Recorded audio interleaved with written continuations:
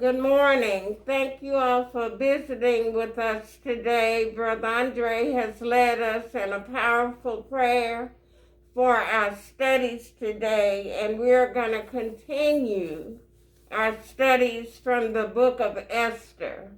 And we are in chapter 6 today. We're looking at the subject, the plot, P-L-O-T, of the enemy begins to fall apart.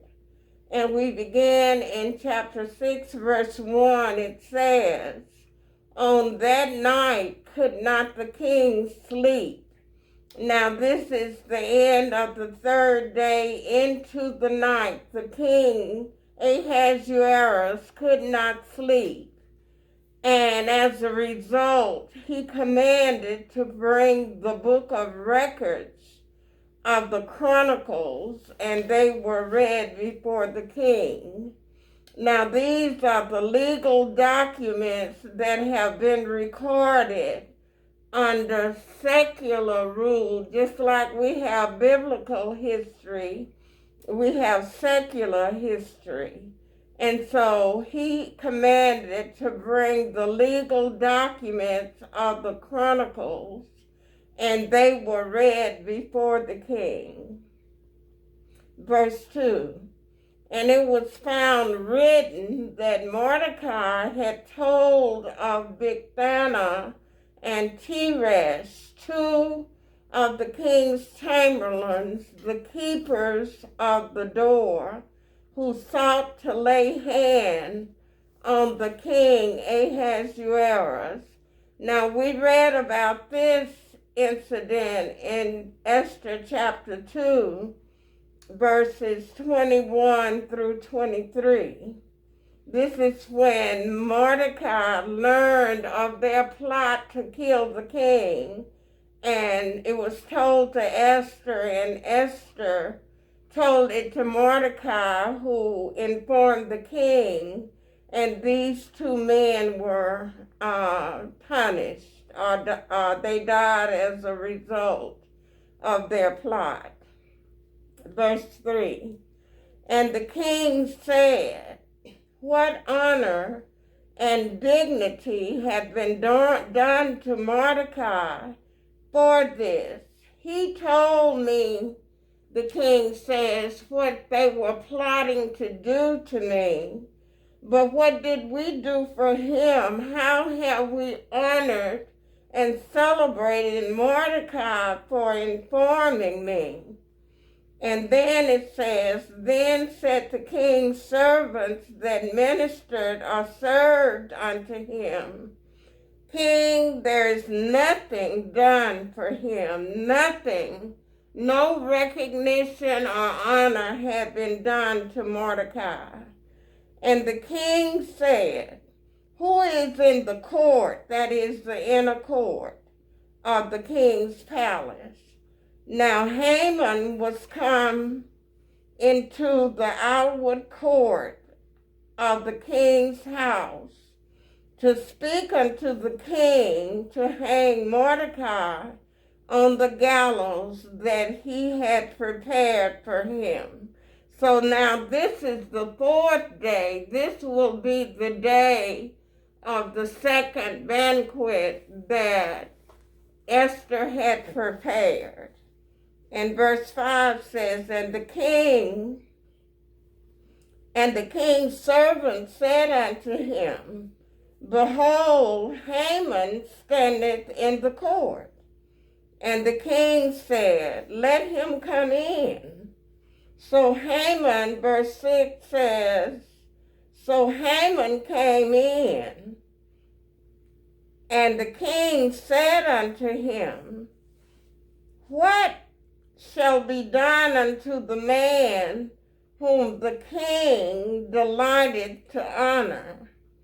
Now that's the question, but when we are not willing to listen and to hear the whole matter, we make assumptions that may or may not be true.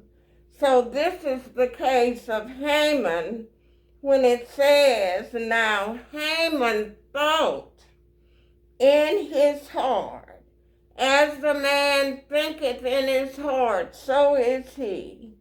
So Haman thought in his heart, to whom would the king delight to honor more than myself? So from his heart, he couldn't see anybody else being honored by the king but him, because the king had promoted him above all the other servants of his. And so Haman thought, well, he must be talking about me. Verse 7. And Haman answered the king, for the man whom the king delighted to honor, let the royal apparel or the royal robe be brought, which the king useth to wear. That is, you've worn this robe before, king. Let it be brought. And the horse that the king rideth upon, and the crown royal, or the royal crown, which is set upon his head. He said, this is what you should do, king. Bring the royal robe, the crown that sits upon your head, and the horse that you ride upon. Verse 9.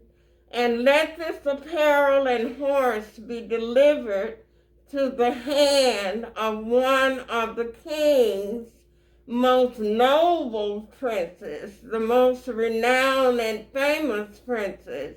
He doesn't know he's identifying himself, that they may dress or array the man with all of this, whom the king delighted to honor, and bring him on horseback through the street of the city, and proclaim before him, thus shall it be done to the man whom the king delighted to honor. And what he would be proclaiming, according to Genesis 41, verse 43, would be, bow the knee. So Haman thinks he's gonna be the one honored and respected.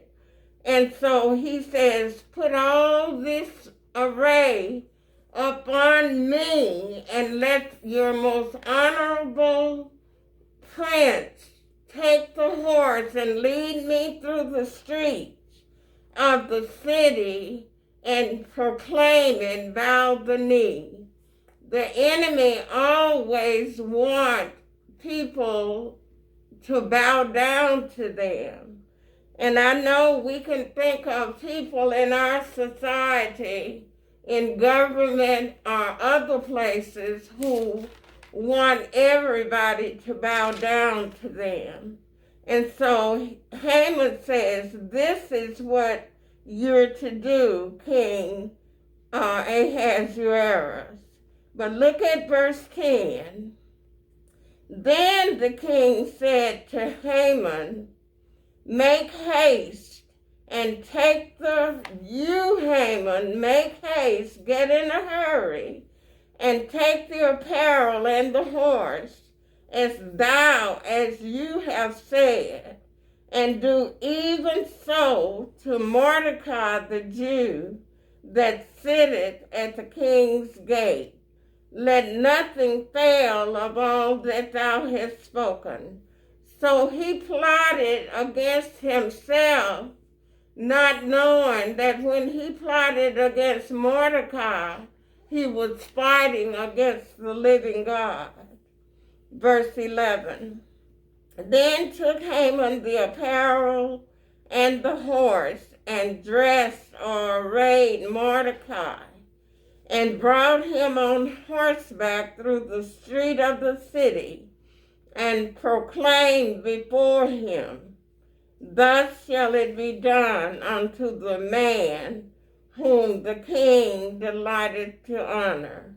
He thought this honor would be upon him, but he ended up being the noble prince that would bring Mordecai through the streets of the city, saying, "Bow the knee." Verse 12, and Mordecai came again to the king's gate, but Haman hasted to his house mourning and having his head covered. He was totally ashamed. And Haman told Zeresh, his wife, and all his friends everything that had happened to him, or that had befallen him. Then said his wise men and Zeresh, his wife, unto him, if Mordecai be of the seed of the Jews. Now we know according to Galatians 3:16 that the seed of the Jews is Christ. So his wife and his friends, or his wise men, said unto him, if Mordecai be of the seed of the Jews, or the descendant of the Jews before whom thou hast begun to fall, thou shalt not prevail over him, but shalt surely fall before him. In other words, you have plotted against him, but you cannot overcome him or conquer him, and you are surely going to fall. And while they were yet talking with him, came the king's chamberlains and hasted to bring Haman unto the banquet that Esther had prepared. So after this happened, then it was time to go to the banquet on the 4th day of Esther's banquet. So we see the enemy hating Mordecai and therefore his people, and he came up with this scheme of a way to destroy the Jewish people, and that's called genocide. And when this happened, he began to take steps to destroy whom he considered his enemy. But he didn't realize that he was being manipulated by Satan to try to kill the seed of the woman. And therefore, then he would be the one to be honored and respected. But the tables turned on him because his heart had deceived him, and he fell into the very plot that he had, the very conspiracy that he had plotted.